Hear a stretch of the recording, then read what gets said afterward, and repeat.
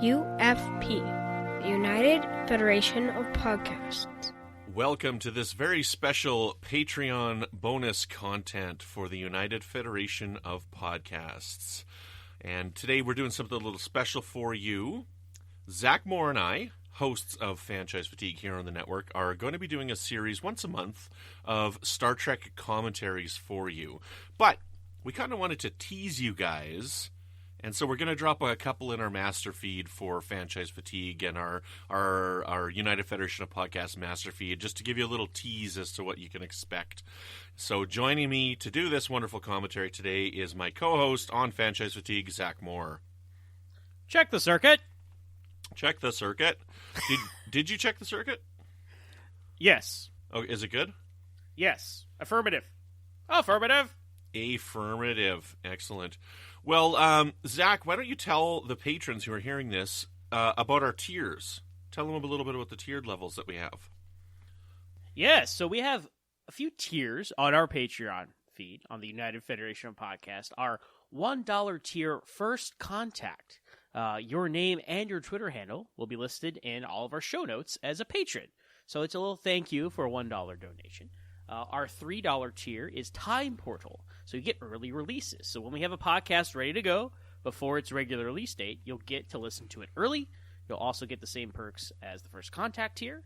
Then our $5 tier, Hailing Frequencies Open.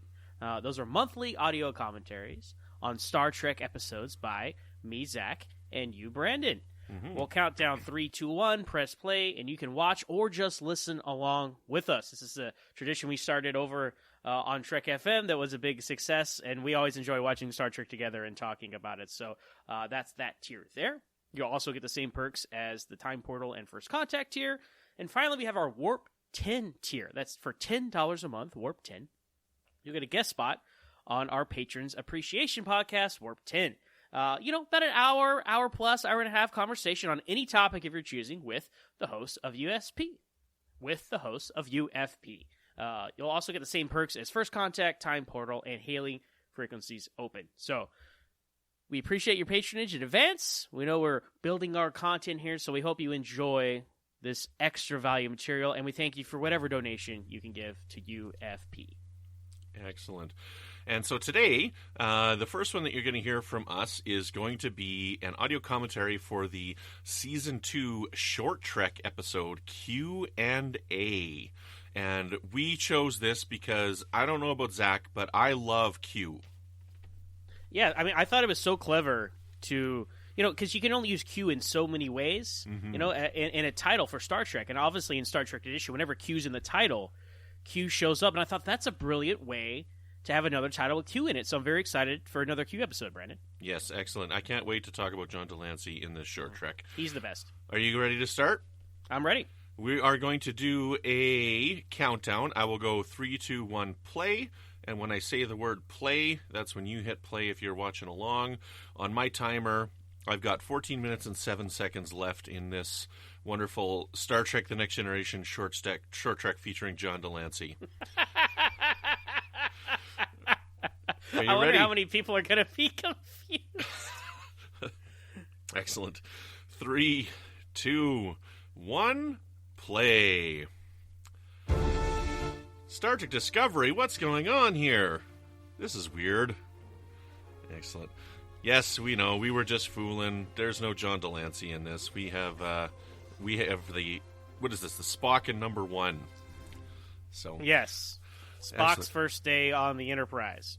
Now, both you and I thought this was kind of funny that after the success of Season 2 of Star Trek Discovery, the first 3 short treks were kind of Pike-related.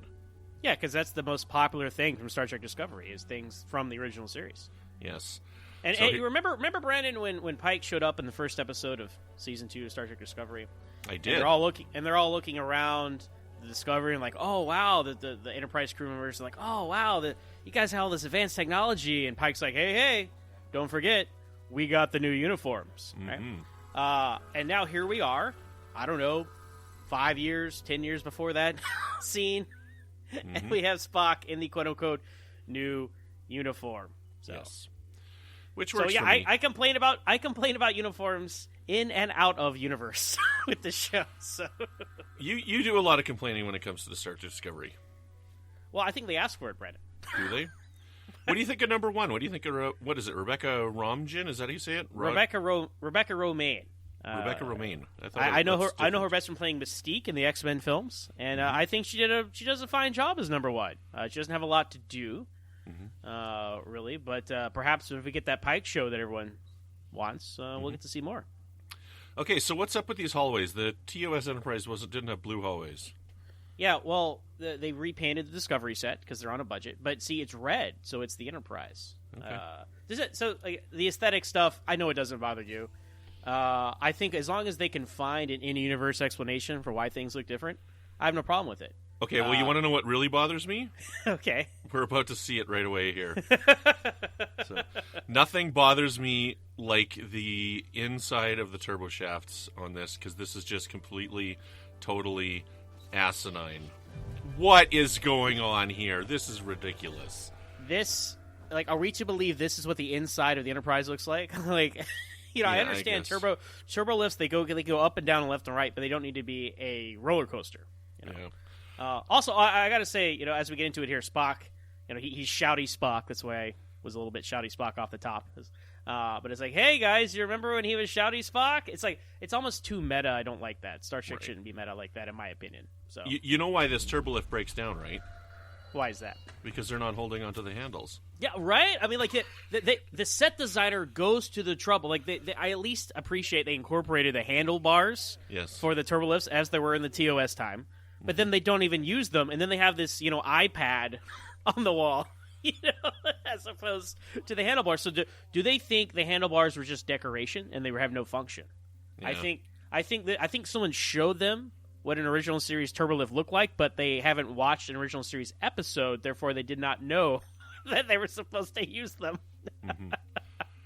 So, yeah. and this entire dynamic between these two characters just shows how they can't work together with the way number one was conceived and the way Spock was reconceived to be number one.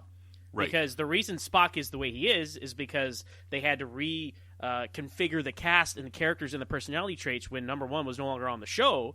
They're like, oh, we need a cold, logical, computer-like person. Oh, perfect. We'll make that the alien, and there you go. But had the Cage gone forward with this Jeffrey Hunter and that cast and number one and Spock, as we saw in the Cage, Spock would not have been the Spock we know, because that would have all been number one. And I think this kind of shows that here. Right. And I mean, I like the Spock in the Cage that we get. One of my favorite things is when he smiles when he touches the vibrating plants in the cage, right?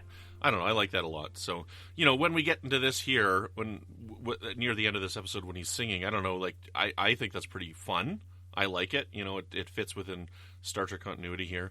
But it is interesting to see the two characters put together. And what you were saying, and how Spock became number one with all those character traits. Anywho, so they're stuck in the elevator here. They're spending some time. They're asking some questions. And Brandon, if only there were a way to transport someone from one part of the ship to the other. Do you think that's a possibility in Star Trek at some point? Yes, but I don't think it was really necessary. I mean, it's not like they're in an emergency situation. There's no rush to get them out of there. But there's unlimited... they have transporter rations, so they can only use the transporter so many times. Well, on Voyager, that's the case. You see, the excuse you could have used was in Day of the Dove, they actually test intership beaming. Spock mentions how dangerous it is. That's a Season 3 episode of the original series. They're like, oh, okay, well, that explains why you can't just be beaming around on a ship, right? Because whenever there's a medical emergency, you think, why don't they just beam down to that location on the ship, right? Instead of But they already did it on Discovery. Yeah, but they did it on Discovery. They did it in Season 1, Episode 3, when Lorca and Burnham go beam down to engineering, right? So, again, with the continuity. But Spock, this is a little charming. I think she likes to challenge officers by asking questions, and she's met her match in Spock, who can, has endless questions to ask. Yes. Yeah. Because Spock's the best. I agree. Spock is the best. Spock is the best. So, excellent. Yeah, I didn't know what to expect out of this one, but I kind of like that it's also like a bottle episode where they're contained in the one set for basically the whole thing. Well, they all kind of have to be because they film these in between seasons, so they have limited cast members, limited sets, and limited budget. So they say, well, we have a Turbo set, we have these 2 actors, let's get them together. But I find I wish there was more bottle shows in new Star Trek, right? So let's talk about this. Like, are they playing up some kind of sexual tension between these characters? Okay, so I think it was Dayton Ward's first novel, there was like some attraction between them in there. I don't think that they're playing for that in here, but just the way that he was going to grab her was awkward. But I don't really think that they're playing for an attraction in this. I think that they just are. It was awkward, so she's like, "No, I'll grab you this way here." So. Right. Well, I mean, it would be inappropriate, especially this juncture, because they just met. She's his, senior officer, right? But if you extrapolate it, you're like, well, these 2 are like a perfect match because she's a human who acts like a Vulcan, Or is she a human? She's not human.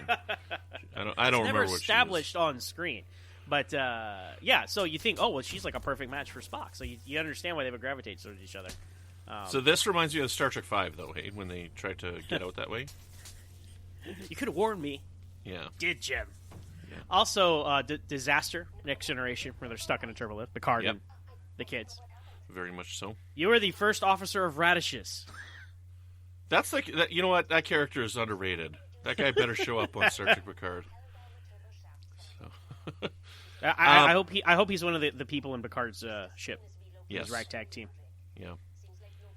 Now, I really think that everybody, once they've done this, I'm gonna do a little plug for Mission Log Live, and Ken Ray had a very interesting take on this scene in his, where he's like, "What are you trying to say in this at the end when number 1 is like, I'm gonna sing this song and we're gonna share it together, but at the end, you better not tell anybody about this. We don't talk about it. We keep this private between ourselves." And it's like. It's okay. His take on it was along the lines of it's okay to be a nerd as long as you don't share it in public.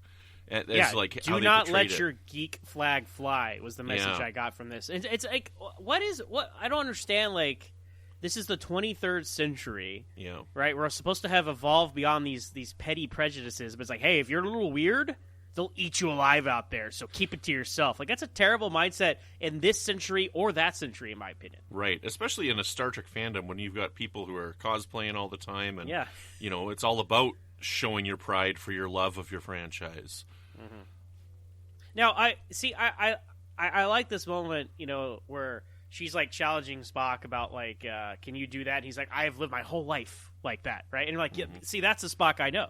That's the Spock I know. But then we go into this.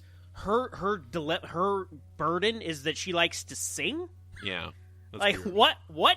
Like his burden is he is a child of 2 worlds, right? He has human emotions, but a Vulcan society. Like, but hers is like I like to sing and I can't show it.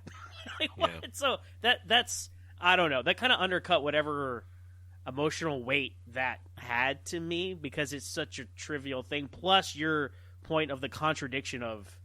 Oh yeah, we can't be ourselves on this ship. Mm-hmm. So, I know it's supposed to be a fun little thing, but if you really start to, like, try to figure out, as Mission Log does, like you said, like what are the morals, messages, and meanings of this, right? And I like that Spock joins in too, because to me, his mom would have probably listened to something like this, or he would have found it when exploring Earth culture. Right? So we've seen these types of musicals in Star Trek multiple times. This reminds me of Insurrection, where they're singing with Data. I think it's the same writers. I think it's Gilbert and Sullivan. Right? I have not had a chance to meet all the new crew members, sir. Yes, exactly. But see, what is their obsession, Brandon? This is starting with Star Trek 09 and beyond, right? Mm-hmm. At anything post 2005 with Spock. Why is their obsession of making Spock like not act like Spock? I think it's because Spock is Look about at him laughing his and emotions. smiling and singing, right? Right, but we see him laughing and smiling and stuff in the original Star Trek many when he's times. Under the influence of other things. Really? What? Like under the influence of Uhura when she's singing to him in Charlie X. Okay, that is beginning of the show. All right? They didn't know what they were doing. Like once yes, they figured out what we they understand were doing. that. Yes, we understand it's the beginning of the show, but also even in Star Trek: The Motion Picture, when he learns how to work with his emotions, right? I mean, to me, they've always got the emotions; they're always there. He's in a stressful situation, and he's let his guard down because she let her guard down. So I don't have a problem with the singing at all. I don't have a problem with the smiling Spock at all in this. It does not bother me in the slightest. Here's your favorite That bothers set. me. This